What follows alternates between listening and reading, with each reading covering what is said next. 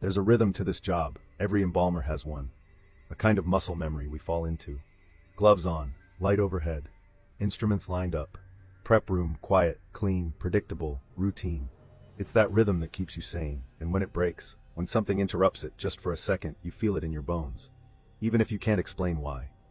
It was a Wednesday evening, slow shift, just me in one case. Female, late 60s, cancer, long hospice decline. The daughter had called earlier, requesting open casket viewing. We always honor that when possible. I brought her into the prep room around 7:40 p.m. Standard case, no trauma, no obstructions. I noted her hands were delicate, faint bruising on the arms from IVs. Facial muscles relaxed. Good tone. In terms of prep, it should have been textbook. I started with my normal external wash, respectful, methodical.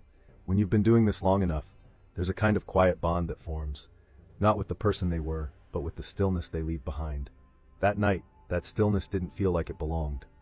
I was standing at the side of the table, focused on cleaning the hands. And in the reflection of the instrument cabinet, chrome finish, slightly warped, I saw movement, a figure, behind me.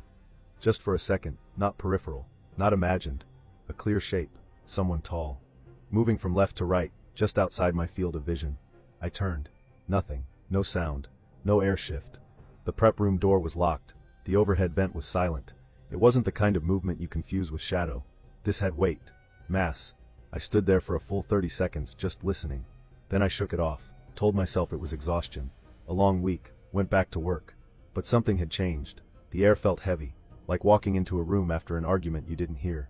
About 40 minutes later, I was finishing cavity treatment. Injector was humming quietly, nothing unusual. And then the overhead light above the prep table flickered. Just once. No power surge, no full blink.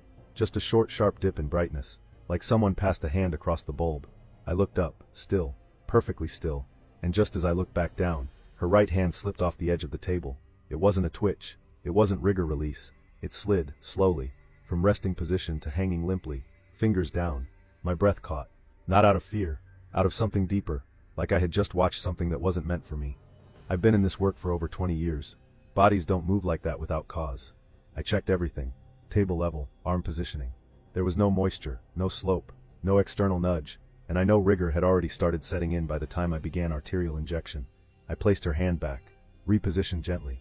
Then I stepped away, washed up, took a long breath in the hallway. I didn't tell anyone that night. Not because I was afraid no one would believe me, but because I didn't quite believe it myself. It never happened again. Not with any other case. Not with that table. Not in that room. I've prepped hundreds, maybe thousands since that night. But every time I step into that room alone, I glance at the chrome cabinet just once, and I make sure the overhead light is steady before I begin. Maybe it was coincidence, a failing bulb, a muscle releasing under stress. That's what I tell myself.